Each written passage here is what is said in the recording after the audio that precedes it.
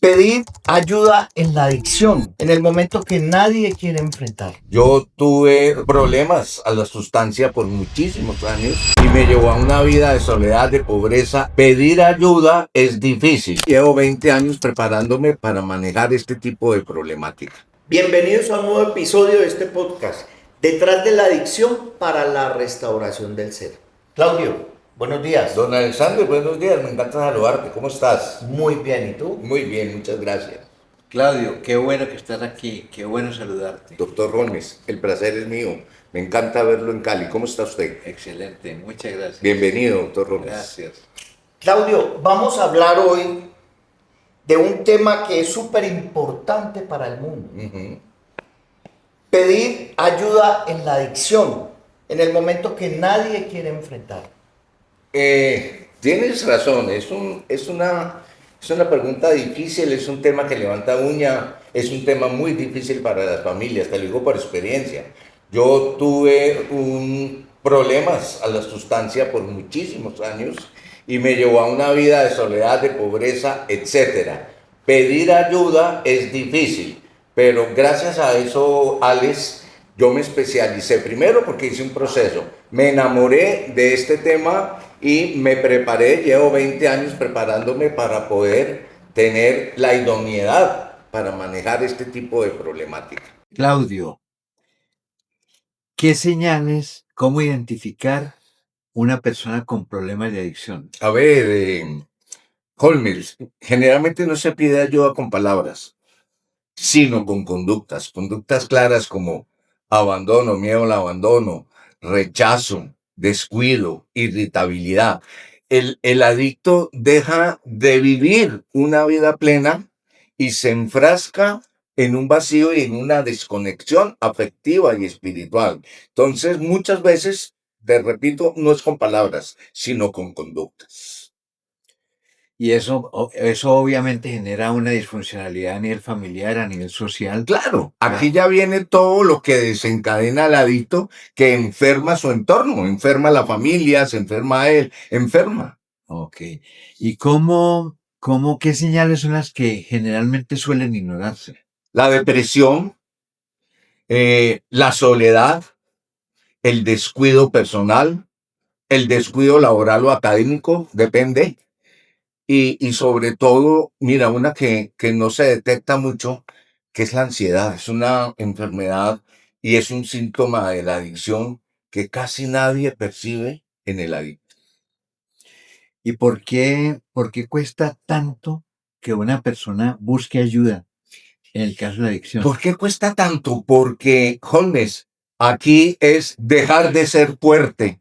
Aquí es aceptar que tiene un dolor. Aquí es aceptar que la vida le quedó grande y que tiene una problemática grandísima que le da pavor admitir. Este es digo yo, el meollo del asunto. Le da pavor pedir ayuda porque se va a sentir débil, se va a sentir cuestionado y se va a sentir juzgado con eso. Yo sí creo, estoy de acuerdo contigo y es que existe un estigma frente a la palabra de adicto, Sí, ¿cierto? señor. Duele. Sí, señor. Algunos decían que los adictos son los leprosos del siglo XXI. Mal llamado y un estigma muy fuerte, ¿no? Muy bien, gracias. Claudio, y desde tu experiencia, ¿qué señales, qué signos, qué síntomas se hacen evidentes a nivel familiar, a nivel social, a nivel laboral? Ay, Holmes, sí, a nivel familiar. A nivel familiar viene la famosa codependencia, ¿no? Y es aquí donde el adicto enferma a su familia y viene una tristeza generalizada donde empieza a sufrir, como te digo, la familia. La madre se convierte generalmente en la protectora, en la salvadora. El padre, pues, según mi experiencia, es más juzgador. El padre es más fuerte con el adicto, en la mayoría de los casos, porque también he visto casos en donde la madre es la fuerte, la que exige, y el padre una total permisividad. Enferma la sociedad porque empieza uno a ser una mala persona. Yo no conozco un drogodependiente o una persona que tenga unos comportamientos disfuncionales, que sea una buena persona, pero obviamente hay mucho sufrimiento, hay mucho, y ese sufrimiento y le da una percepción de la vida totalmente equivocada y es donde vienen todos a fluir todos estos defectos de carácter que tú los conoces, que son muchísimos, que desencadena una adicción. Y entonces se da todo ese complejo a nivel familiar, a nivel social, a nivel laboral. ¿Y cómo identificar que en la familia puede aparecer el adicto o la adicción como un síntoma de lo que ocurre en la familia? Pues mira, ahí es donde hablamos de las famosas familias disfuncionales. Eh, ¿Se hablaba alguna vez que eso será que es genético? No, yo sigo insistiendo en que la adicción no es genética, pero sí hay una predisposición. Generalmente, de, en 4 hijos, hay uno que tiene la predisposición a la adicción. Entonces la familia vuelca todo el temor, toda la ayuda y toda la familia empieza a tener, yo le digo, el muñequito que nos va a distraer de aquí en adelante, porque toda la familia, Holmes, toda, no es solamente mamá y papá, los tíos, los abuelos empiezan a tener un centro de atracción que se llama el enfermo. Yo lo llamo el enfermo porque esto definitivamente es una enfermedad emocional y una enfermedad conductual, es una disfuncionalidad en los comportamientos. No hay aquí empatía del enfermo o de la persona que tiene la adicción hacia ellos. La empatía es de aquí, de la familia para acá. Entonces, eso es lo que se pierde, la empatía, el amor responsable. Y obviamente en este tipo de problemas hay disfuncionalidad en todos los aspectos. Y entonces el problema del consumo compulsivo de la adicción podría ser como un síntoma de la enfermedad y del problema familiar. Claro que No sí. es solamente el adicto, sino el paciente, sino que también es toda la familia. La familia se enferma. Yo te digo una cosa, cuando yo estoy en la institución, yo le digo a Alexander, Alex, me provoca internar a la mamá. Me provoca porque es que la mamá está más enferma que el mismo paciente que me traen, porque los enferma. El adicto o el paciente es tan fuerte que enferma a la familia. La familia muchas veces, Holmes, debería ser el proceso. La familia también necesita hacer un cambio, porque es que yo tengo una frase. Si cogemos al paciente, hace un proceso bonito, cumple las cosas, hay un cambio real, sale, encuentra la misma mamá, la misma abuelita y el mismo papá, considero que perdimos el tiempo y la plática. Exactamente, eso suele darse.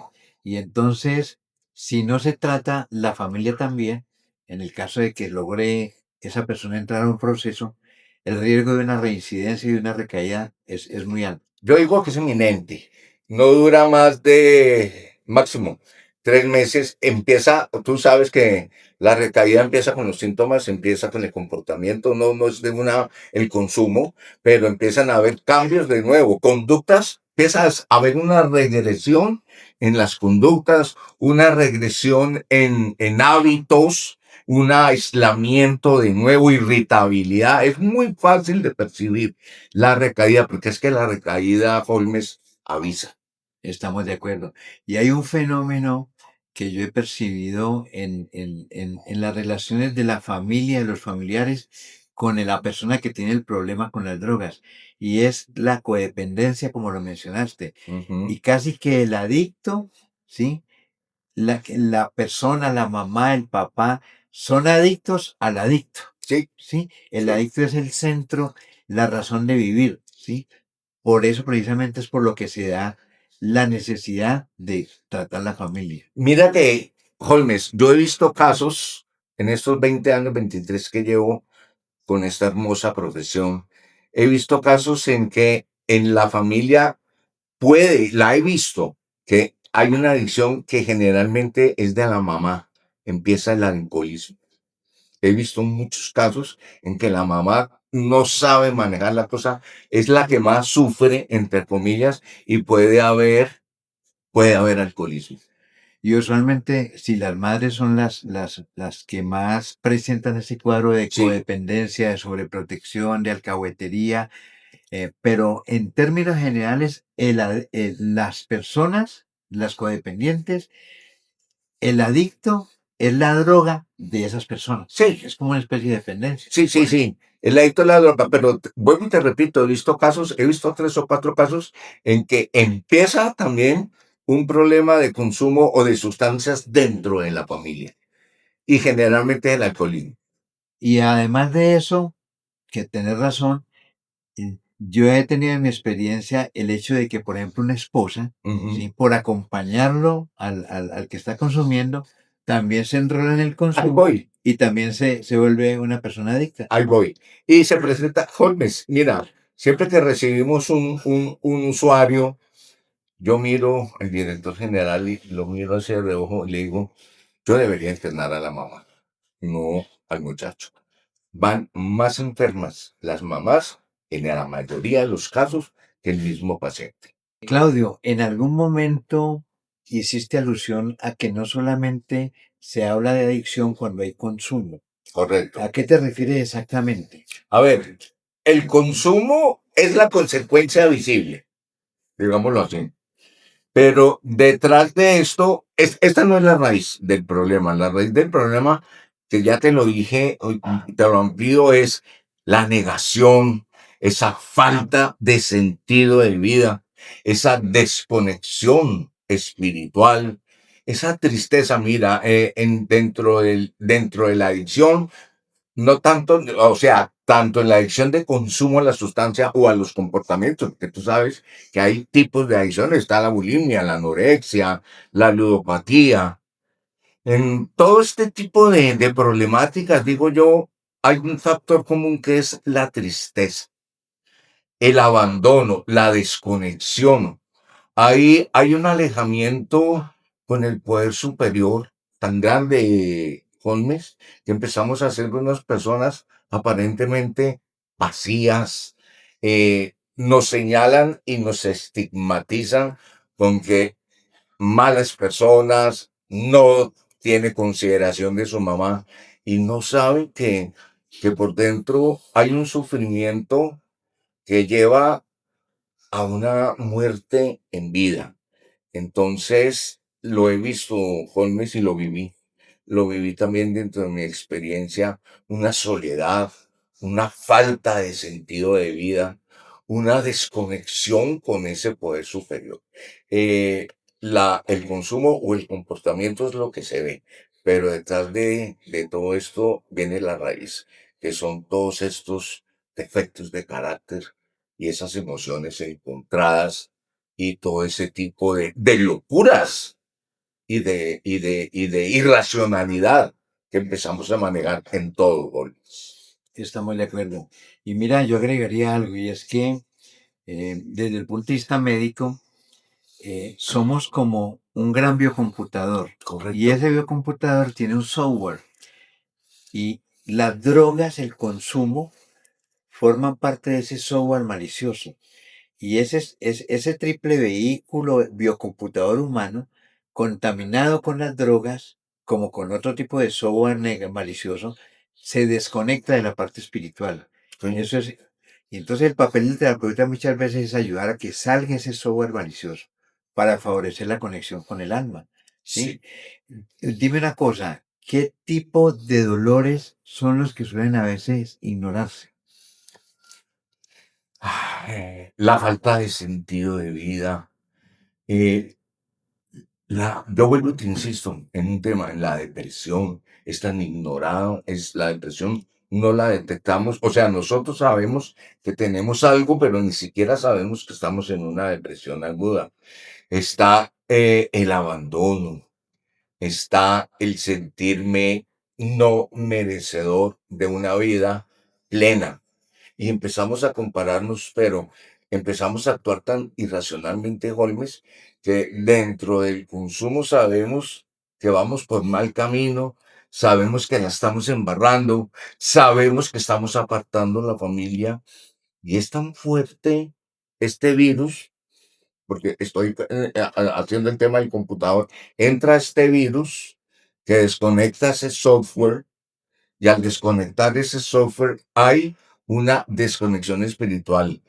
Y lo más grave, Holmes, hay una inexistencia, no, la palabra no es inexistencia, hay una tristeza profunda. Yo no conozco un adicto feliz, porque es que nosotros utilizamos la sustancia para cambiar y para sentirme fuerte, para muchas cosas que no es el tema, pero cuando pasa el efecto, somos unas personas acabadas, tristes, abandonadas, solitarias, y yo me atrevería a decir que hasta sucias. Totalmente de acuerdo.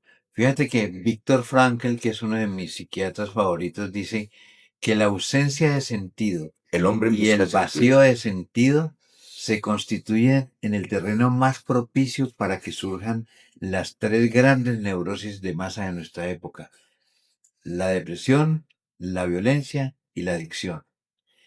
¿Y qué pasa, Claudio, si solamente se trata del consumo y no vamos a la etiología, a la causa del consumo? No hacemos nada.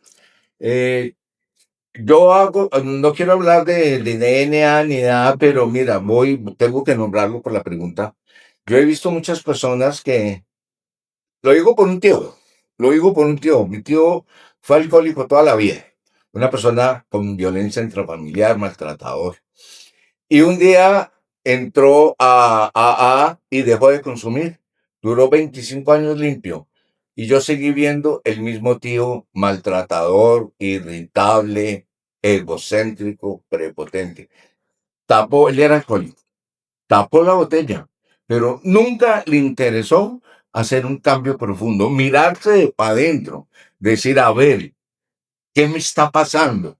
¿Qué resentimientos tengo? Entonces, aquí es donde uno tiene que ser humilde y mirarse para adentro y empezar a ver. Yo siempre le digo a mis pacientes, volteen los ojos y empiecen a mirar con los ojos de Dios.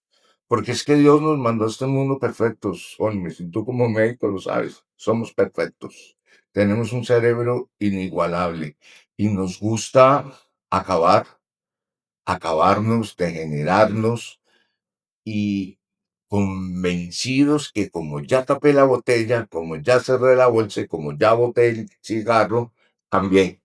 Y muchos en centros de rehabilitación los tienen 8, 10, 12 meses manejando el consumo, pero realmente no le dan la importancia a ese cambio interior, que es donde interviene la parte médica, la parte clínica y en nuestro caso, la parte holística. Se da que esta persona tiene unas causas que se expresan en el consumo: problemas psíquicos, Sí. culpa, miedo, resentimiento, dolor, eventos dolorosos, Traumas. unas relaciones de mucho dolor y muy tóxicas con papá o con mamá, y eso de alguna manera se exterioriza y se manifiesta con el consumo compulsivo. Y además ocurre otra cosa, Claudio, que he visto yo en mi experiencia, y es que cuando se suspende el consumo de drogas y no se trabajan simultáneamente las causas de ese consumo, el síntoma compulsivo deriva a otro tipo de consumo, Y hay cambios de sustancia. como el sexo, Ajá. como el juego, Sí. ¿sí? Como las relaciones conflictivas, como la dependencia a la pareja o a Sí. otro ser humano, Sí. ¿sí? Eso suele darse, ¿sí? Por eso hay que trabajar. No hacemos, mejor dicho, la adicción, el consumo es solo la punta del iceberg. Es la punta de la Hay ley. que trabajar todo lo otro. Correcto. Y es algo que muchos de nosotros, te lo digo por experiencia, me pasó a mí alguna vez en la vida, cerré la bolsa y seguí siendo el mismo prepotente, el mismo orgulloso, pero sobre todo el mismo acomplejado. Porque es que uno de mis defectos de carácter más grave era mi baja autoestima. Ya cuando realmente fui humilde y me entregué, me di cuenta que era una persona llena de temores y tenía unos temores que me daban miedo admitirlos. Tenía unos resentimientos con mi papá, por ejemplo, que me daba pavor admitirlos. Pero cuando yo realmente hice un proceso serio, de verdad, y empecé a hablar con la verdad ante mí, o sea, porque es que yo mismo me decía las mentiras, y eso pasa mucho con las personas que son dependientes a las sustancias. Se manipulan tanto que se las creen, ¿no? Yo fui una persona que se convenció de sus propias mentiras. Eso es cierto, totalmente cierto.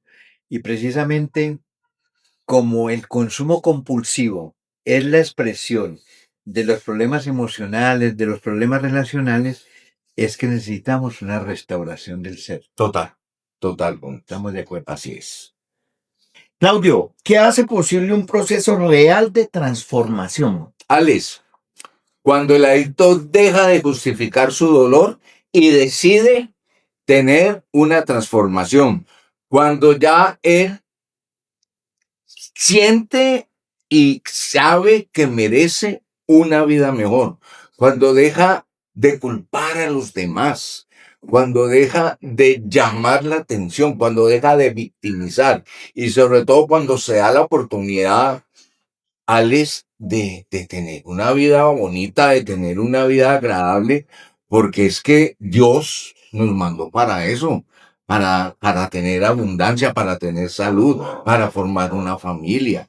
Pero cuando no enfrentamos esto, pues, y te repito, nos vamos, nos encerramos en nuestro dolor, le echamos la culpa al exterior, tenemos odios, tenemos resentimientos, y vuelvo y te repito, como le decía el doctor Gómez, nos mentimos tantos y somos tan mitómanos y tan manipuladores con nosotros mismos que llegamos a creer que el mundo es malo y el bueno soy yo. Eso quiere decir que si la persona no toma conciencia, no va a haber un buen proceso. Si la persona, a ver, yo manejo esto, te voy a dar un ejemplo. Un celular tiene un cargador, ¿cierto? ¿Para qué conecta uno el cargador? ¿Para qué? Te hago la Para pregunta. que cargue Para cargar la pila. y tengamos pila. Es para cargar la pila. Entonces yo llamo la conciencia la pila de tu celular. Cuando entran al proceso me vienen con un 8% de carga. Entonces, ¿qué tiene que hacer el proceso? ¿Qué tiene que hacer él y cómo lo tiene que ayudar el equipo? El equipo lo tiene que ayudar a que tenga una buena conexión en un adaptador con los vatios que necesitan. No son muy eruditos en el tema de tecnología o de electricidad, pero es conectarlo y empezar a ver que la batería empieza como a subir, como a subir. Yo hago esa analogía de la conciencia con la pila del celular. ¿Cómo adquiere una conciencia? ¿Cómo adquiere una persona con problemas de adicción conciencia? Empiece a cargar, hombre. Deje los hábitos negativos, deje los resentimientos, hable, exprese sus emociones. El adicto por fin se siente se siente, es feliz que lo escuchen. Bueno, no es feliz, pero necesita que lo escuchen. El adicto en el centro, el adicto se da cuenta que es escuchado, que se tiene en cuenta, y cargar la conciencia es llevarlo a un plano donde él vea un pajarito, oiga, diga, qué pajarito tan bonito. Empiece a sentir alegría y asombro de cosas tan sencillas de pronto como ver una estrella. A mí me decía una novia, Claudio, veamos las estrellas. Yo hacía así, ¿qué le ve a las estrellas? Para mí no era nada bonito ver la estrella porque yo prefería tener una pipa en la mano. Ya después empecé a ver bonitas las estrellas, empecé a apreciar un paisaje, empecé a apreciar un pajarito, etcétera. Bueno, Claudio, ¿cómo se hace para llegar a la conciencia de la persona que sufre este flagelo? Alex, el primer paso, como lo dice NA, ya es aceptar. Aceptar porque cuando entramos a un proceso no convencidos de que tenemos una problemática, no estamos haciendo nada. Para mí es ese proceso de aceptación, de empezar a llenar ese frasco de amor propio, cuando empezamos a ver lo valiosos y los bonitos seres humanos que somos. Yo estoy enamorado. ¿Por qué me dediqué a esto, Alex? Porque realmente yo me enamoré de los años. Yo cuando entré en mi proceso de recuperación, doctor Holmes y Alex, cuando a mí 160, porque yo entré a una institución donde eran muchísimos, me dijeron, bienvenido compañero, se le quiere, se le espera este su hogar, yo no les puedo decir qué sentía. A mí me entró algo y yo empecé a llorar. Yo empecé a llorar y el director de ese entonces me dijo, no, no llore, que a ti no le ha pasado nada. No, yo no estaba llorando, yo no sé por qué estaba llorando. Yo cuando vi esta mística y este amor y ese colchón afectivo, y cuando yo vi que yo no estaba solo y vi ese grupo tan grande, a mí me dio algo en el alma, en el corazón. Y yo dije, esto es lo que yo necesitaba.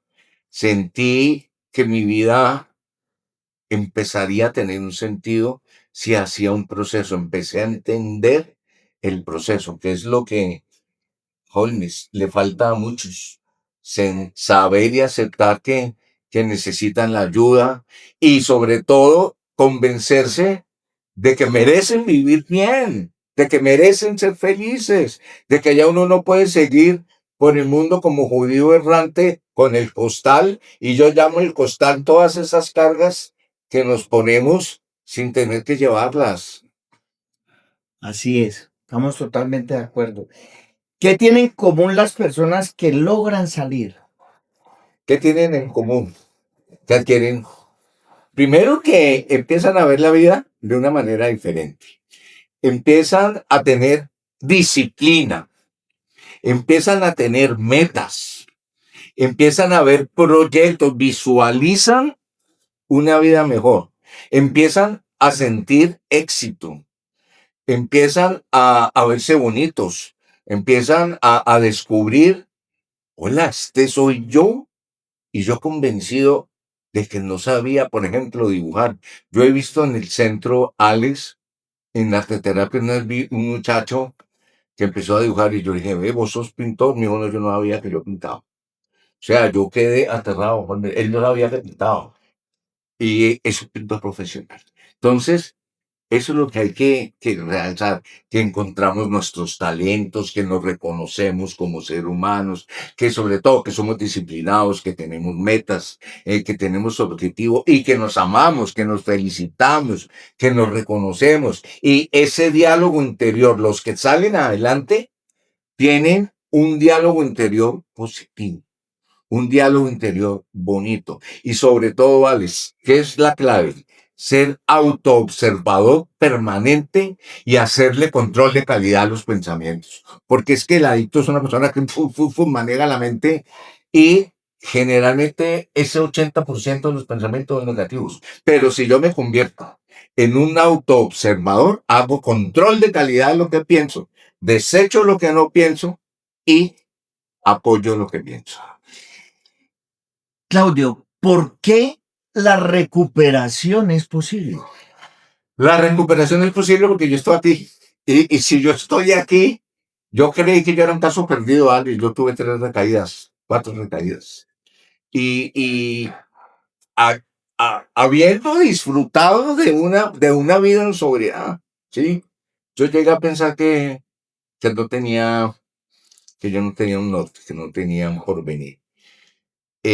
Fue posible y es posible porque Dios nos mandó a vivir bonito. Dios nos mandó para ser felices. Somos criaturas de Dios, somos hermosos. Entonces, uno tiene que valorarse y autoconvencerse de que merecemos esta vida en sobriedad, merecemos tener salud, merecemos vivir y merecemos amarnos. Es posible.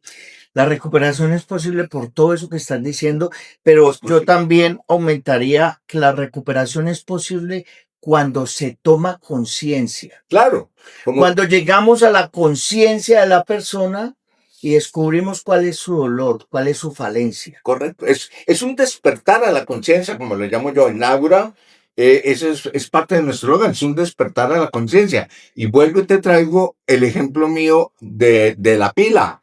Si uno carga la pila al 100%, puede estar segura que afuera va a tener un 100% de éxito en lo que se proponga, Alex.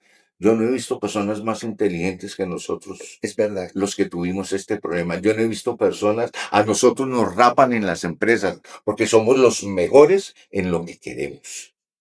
Así es. Lo he notado demasiado. Así es. Bueno, Claudio, ¿qué papel juega el entorno? O positivo o negativo, puede ser una medicina o puede ser el veneno. Por eso es tan importante poner límites, es tan importante ser disciplinado. Ahí juega mucho papel la familia, la sociedad, mi barrio. Entonces, el entorno puede ser o la medicina, el veneno, ¿Qué debe cambiar un adicto?